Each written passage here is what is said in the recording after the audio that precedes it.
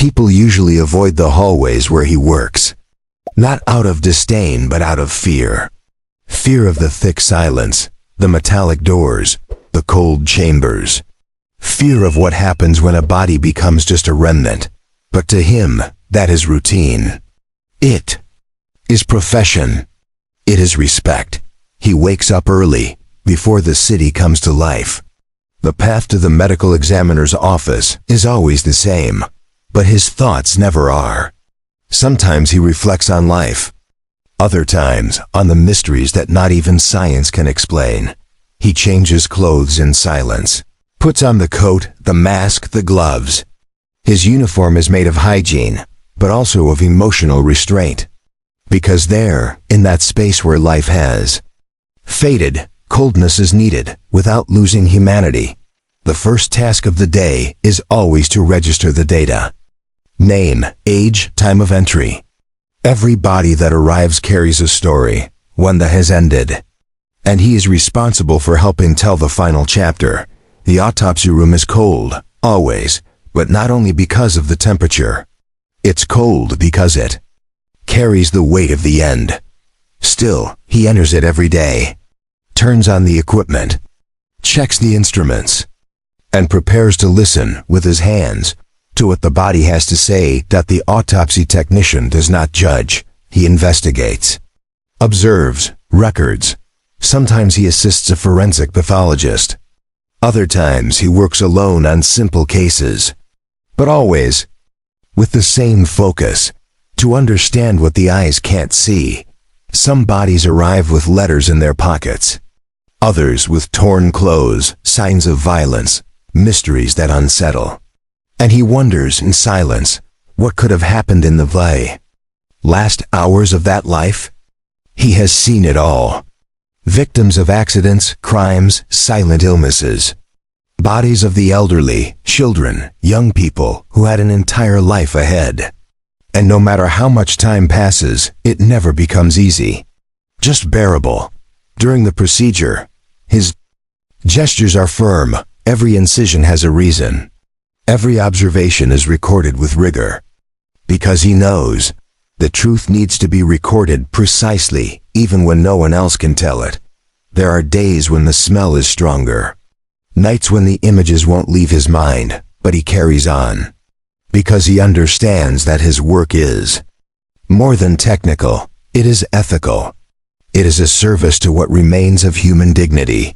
There's no audience, no public recognition. Often, his name isn't even mentioned in the process. But that has never stopped him from doing his best. Because he knows that the silence of the dead also deserves respect.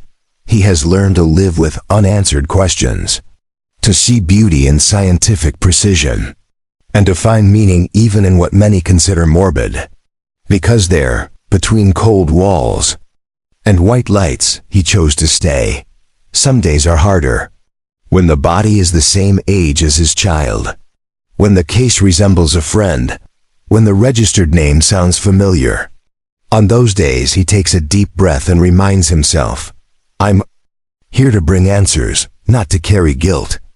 When he leaves the room, he washes his hands carefully, changes the coat, and leaves a part of himself behind with each case. Because the work doesn't end with the last suture. It continues in the mind, in the heart, and in the silence of the trip home. On public transport, he blends in with the city. No one knows who he is. No one imagines what he saw that day. And in a way, that's a relief. Because there are no words to describe certain things. He gets home tired, takes a long shower, prepares a simple dinner, and tries to disconnect from what he lived in the past hours. Sometimes he succeeds. Sometimes he doesn't. In some moments, he writes. Not a diary, but loose phrases, fragments of thoughts. Feelings that don't fit into conversations. Because not everything can or should be said. His family has learned to respect his silences, to understand his long gazes. And above all, not to ask about his work. Because loving someone who works with death requires delicacy. And a lot of patience. On weekends, he tends to his plants, listens to instrumental music, goes to the market, smiles at the neighbors. Lives finally. Because more than anyone else, he understands that life is brief, and therefore must be fully felt. Do you also live as if you knew that time is a privilege? He has often wondered if he should change professions. But whenever someone thanks him for an accurate report, for an answer that brought relief, he understands he's in the right place. The life of an autopsy technician is not made of applause, but of presence, of silent service, of humanity amid the end. And that, by itself, is a form of love. Before going to sleep, he looks at the ceiling and gives thanks for another day of well-done work, for being able to rest with a clean conscience, for knowing that even without being seen, he made a difference. On his desk, there's an old handwritten note from a mother. "Thank you for treating my son with dignity, even after everything." He's read it hundreds of times, and still gets emotional. Because being an autopsy technician is above all a daily reminder that life must be cared for until the very last moment. And you? Have you ever thought about who is behind the answers no one wants to seek? He started that day like all the others, in silence. The alarm went off before the sky lightened, but he was already awake, staring at the ceiling as if searching for an answer that never came. He got up slowly, careful not to wake his wife, walked quietly through the house, had a simple coffee without sugar, and looked out the window. The city was still asleep, but he was already preparing to face what remained of it. Upon arriving at the institute, he entered through the main door, with his ID badge hanging from his chest, greeting the security guard with an almost imperceptible nod. No one there spoke much. Everyone knew that words carried weight when the job was to deal with the absolute silence of bodies. The hallway was clean, but the characteristic smell of the autopsy room already filled the air.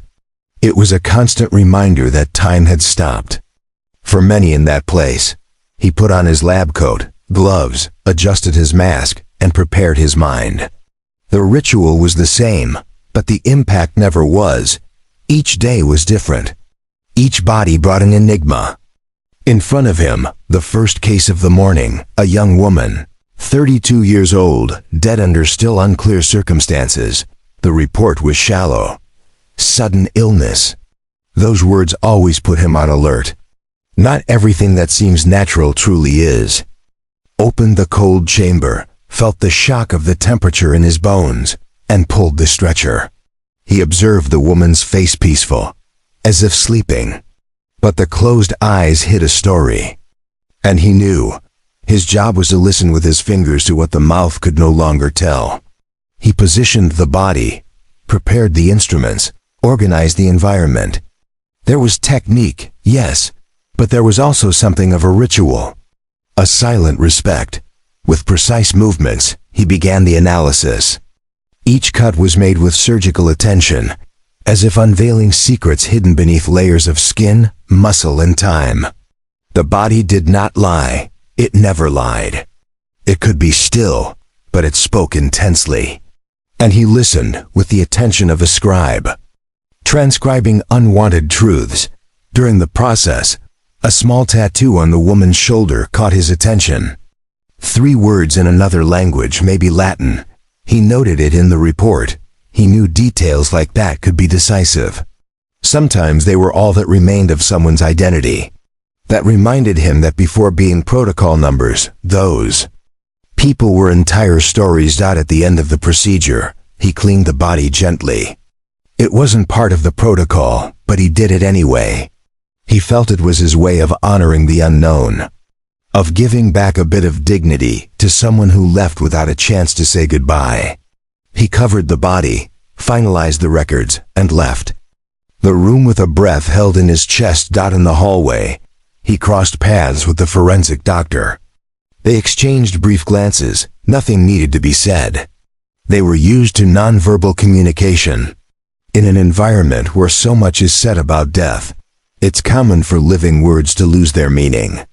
Their eyes said more than any rehearsed phrase. While filling out the report, He remembered a phrase he had heard days earlier from an investigator. You see what the world tries to forget. And it was true. Society closes its eyes to death but depends on them for the truth to come out. And still, they remained invisible. Technicians of the end. Later in the morning, another case arrived. A motorcycle accident. Young, 21 years old. He already knew what he would find. Fractures, blood, violence. But what always shook him was seeing the student ID, the photo on the driver's license, the dreams interrupted by a second of distraction. Youth silenced by haste. It was always hard. While preparing the room for the next autopsy, his thoughts drifted far. He thought of his son, who was studying medicine. Wondered if one day the boy would understand what his father did every day. If you would grasp that dealing with death is often a desperate effort to protect the lives of those still breathing. With the new body on the table, he began another task. This time, everything was rougher. The impact had caused severe damage. It was as if life had been torn away mercilessly. Still, he focused, observed, recorded, touched each part as if dealing with a puzzle of someone he would never know, but who deserved answers. He cleaned the instruments, organized the materials, and stood silent for a few seconds, looking at the ceiling. That helped him come back. Not to get lost. Because in there, it was easy to become just a number, a machine that cuts, examines, records. But he didn't want that. He wanted to remain human. Even if it came at a cost out in the cafeteria, he ate in silence. Avoided conversation during meals. The food, no matter how simple, was his way of staying grounded in reality. A reminder that he was still alive. That he still needed to nourish himself. Even while working where hunger existed. In the early afternoon, he was called to assist in a suspicious death case. The detective wanted more details. Something didn't add up. And there, once again, his experience made the difference. A stain, a small bruise, something that could easily be ignored. But not by him. And that, once more, gave him purpose. He left the institute at the end of the shift with slow steps. The sun was already low, and the city had returned to its routine. People laughing, cars honking, street vendors. And there he was, in the middle of it all, carrying silences that no one else could hear. But he could. He always did. At home, he removed his coat slowly, washed his hands thoroughly. The act was almost symbolic. As if washing away not just the sweat or the dirt, but the invisible marks of a job no one sees, but that changes everything. In the shower, he let the water run down his back like an embrace. The steam rose, the mirror fogged, and he allowed emotions to return, because during the day, there was no room to feel. But there, alone, he could. At dinner, his wife looked at him with tenderness. "Tough day?" she asked. He just nodded. No need to say more. She had already learned that when he said little, it was because the day had demanded much. And that day, like so many others, had been one of those. Later, before bed, he took his notebook. Wrote just one sentence. Today, silence spoke once again. And closed the cover with respect.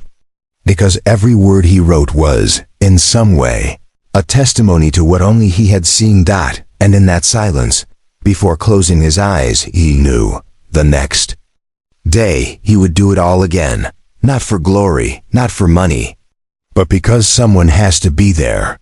When life ends, someone has to listen, record, and care, even when no one else wants to. The next morning, the sound of the alarm felt sharper than usual, but he didn't complain. He simply turned it off and spent a few seconds staring at the ceiling, as if searching for strength within a familiar silence. He got up quietly, repeating the same ritual as always, washed his face, prepared coffee, put on his shoes as if dressing in an invisible armor to face whatever was coming. On the way to the Forensic Medical Institute, he noticed the streets were busier. The world outside was rushing, as if nothing had happened. But he knew something always happened. Maybe not for everyone. But for someone, every day was the last. And when that happened, he was the one tasked with listening to what remained trapped inside a silent body. Arriving at the building, he felt the cold of the floor echo through his footsteps. The fluorescent light in the corridors never seemed natural. It was as if time there had its own rhythm. He passed the reception desk, typed in his password, and there he was again, inside a routine no one wants to see, but one that is absolutely necessary. The first case was a body found in an abandoned construction site. Male, estimated age, 40 years. No documents, no concrete information. Just a body laid out on the stretcher, and silence. He looked at the stranger's face and wondered who might have missed him. Or if anyone would dot as he carried out the initial procedures. He found something unexpected. A small crumpled note in the man's pants pocket. It was just a phrase, handwritten. "I'll come back when I can." That gave him chills. Because bodies aren't always just evidence, sometimes. They are unfulfilled promises, stories suspended in time. At the end of the autopsy, he placed the note alongside the report. Maybe it wasn't relevant for the forensics, but to him, it was. It was a piece of that man's story. And respecting stories was what he did, even when no one else cared. While washing the instruments, he remembered an old case of a child found on a dirt road. That one had deeply marked him, because the body was small, but the pain it left behind was immense. From time to time, he wondered if the soul of someone who dies in pain ever finds peace. The second case of the day. A young woman, 19 years old. Car accident. The phone was still with the body, shattered, with a notification blinking. "Where are you?" said the message. That hit him like a punch.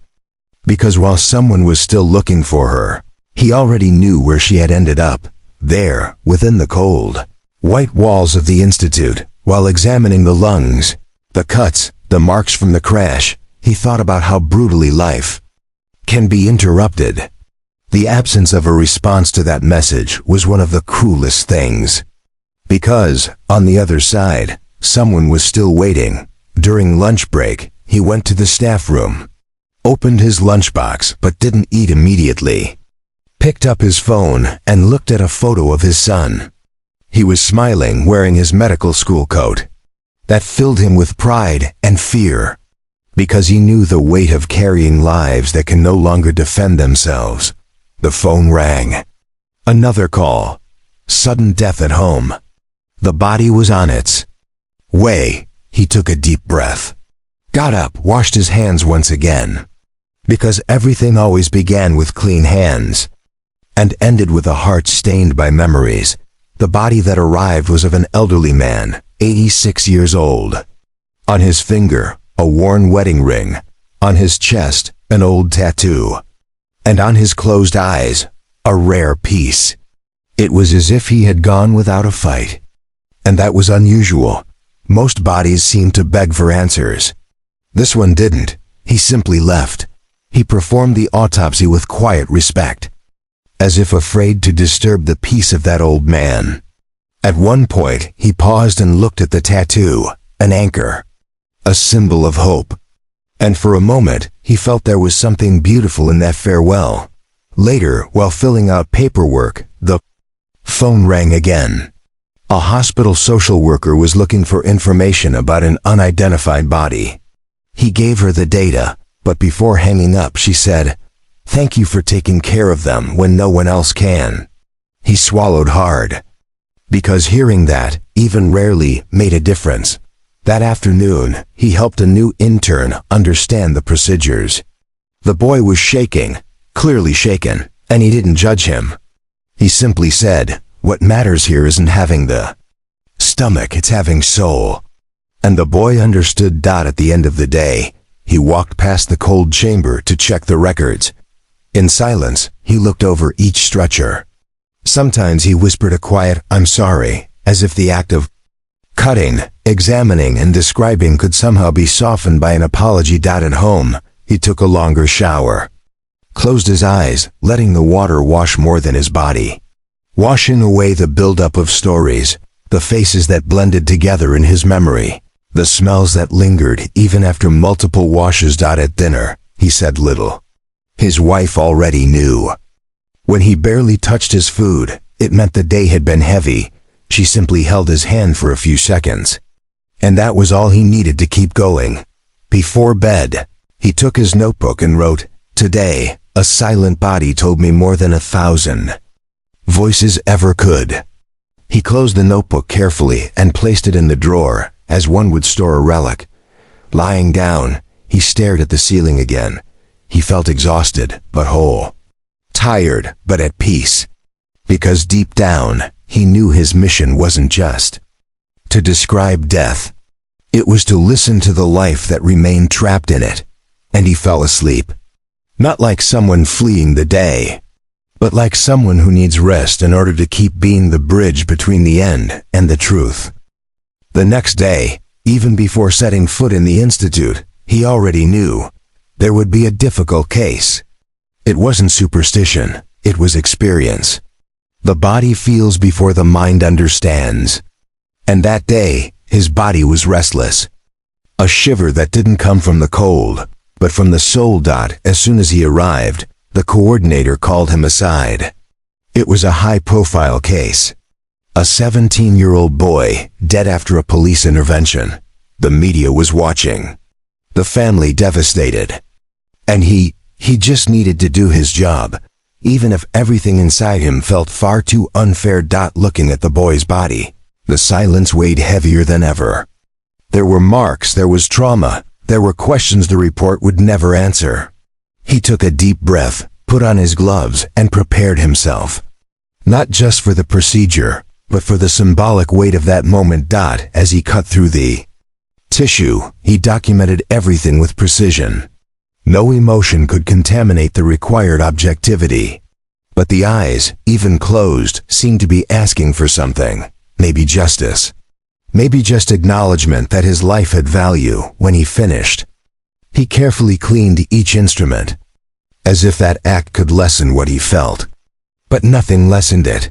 He knew that body would be discussed by journalists, lawyers, politicians. But there, lying down, he was just a boy. And that hurt. In the report, he was thorough. Used technical terms, but chose each word with responsibility.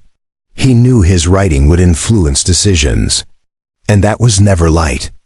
Because, despite the lab coats and masks, the impact of what he did was immense. Later, he stepped outside for a few minutes to breathe.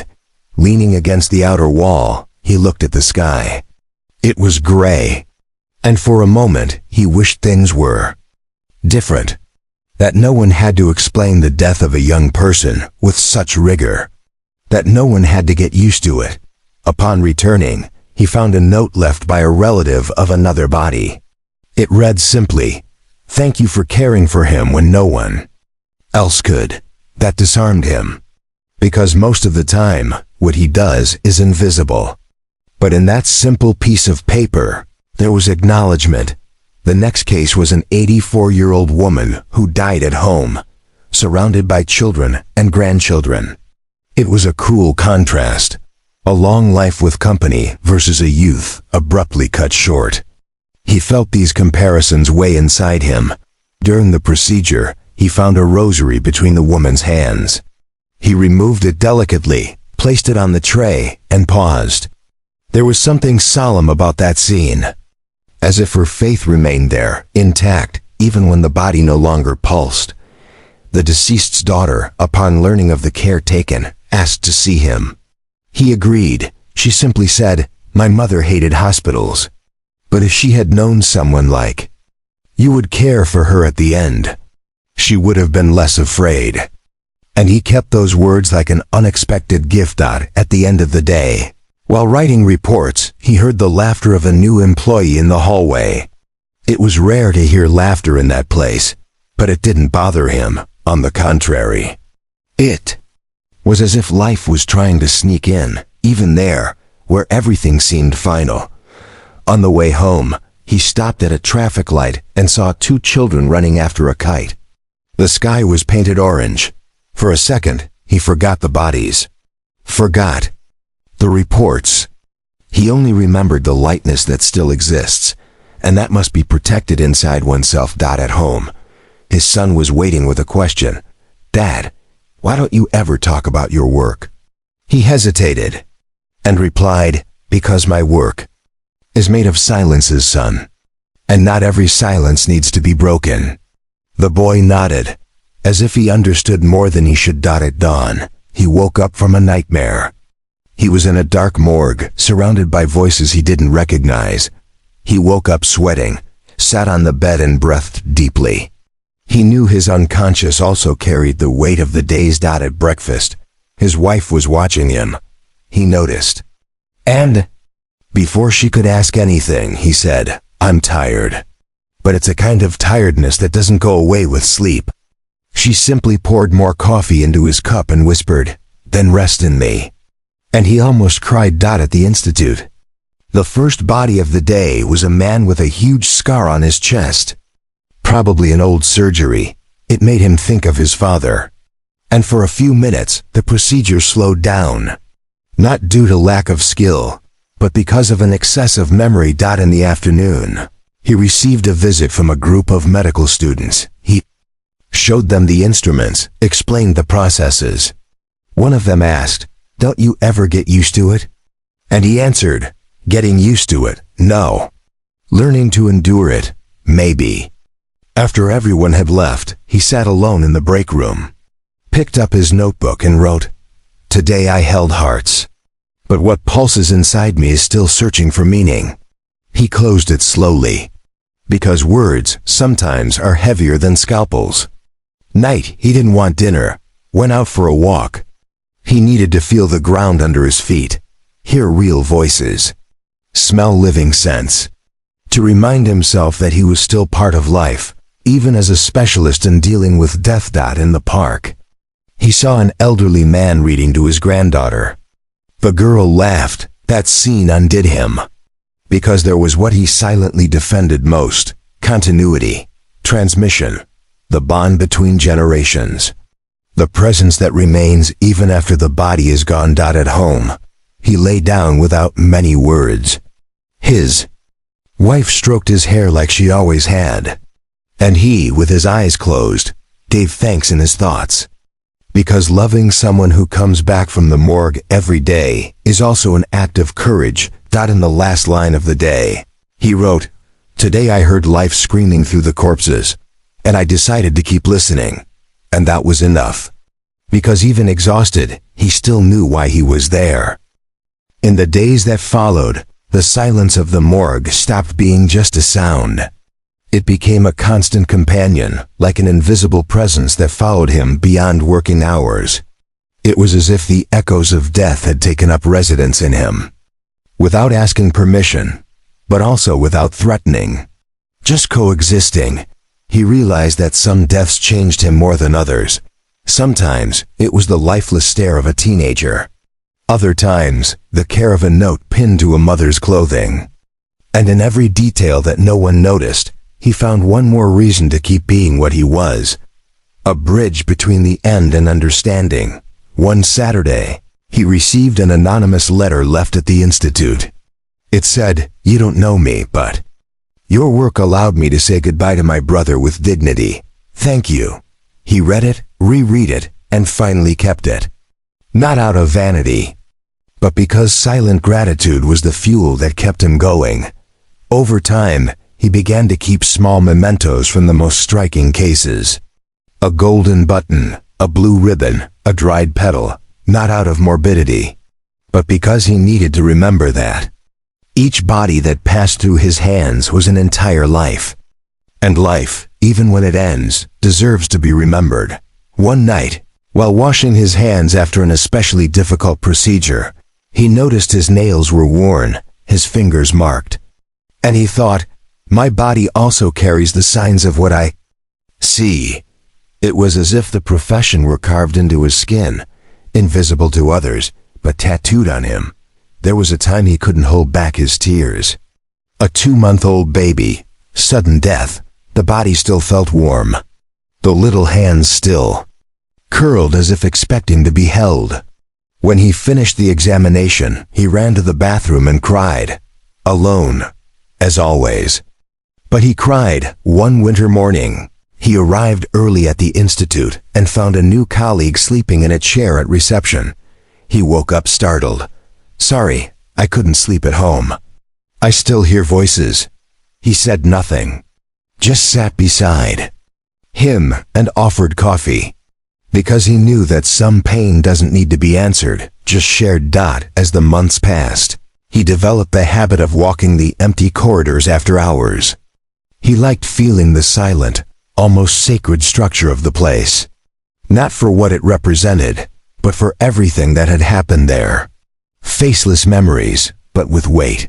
One day, he received a visit from a woman who said she was the sister of someone he had examined months earlier. She didn't ask for anything. She just wanted to see where her brother had been. He showed her. She touched the empty stretcher, closed her eyes and said, "Thank you for not leaving him alone," and she left. He never forgot. At home, he decided to tell his wife some stories.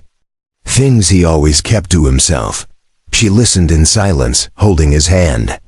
And at the end she said, "Now I understand the weight you carry.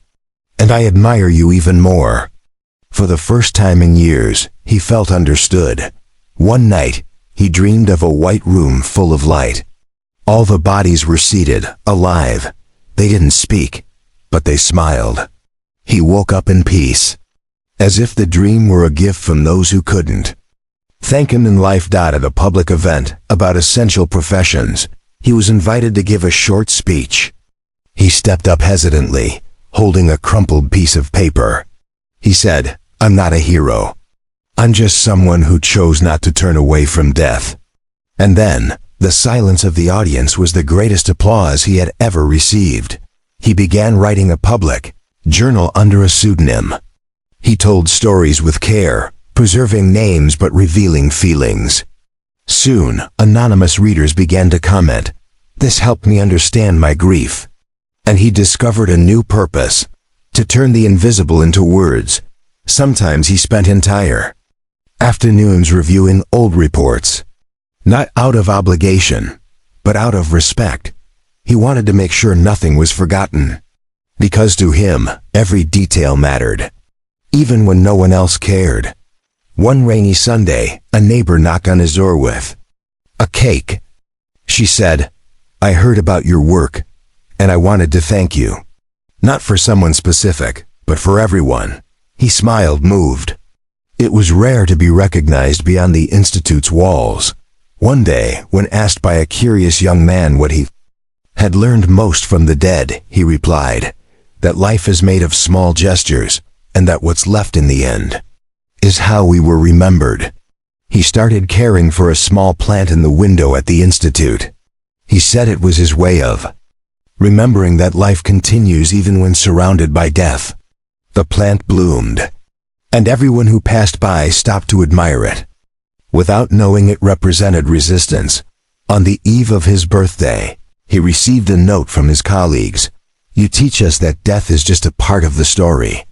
Thank you for humanizing the end." He read it, emotional, because he had always believed that dying with dignity is a right, and helping with that is a duty.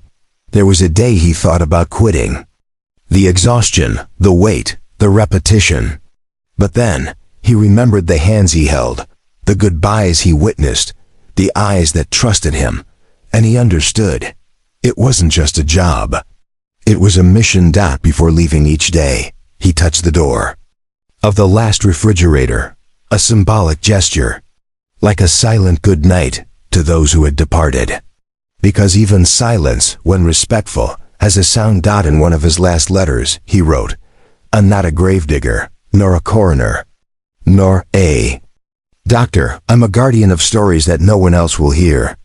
And he signed it with the initials of a name the world may never know, but that many will never forget.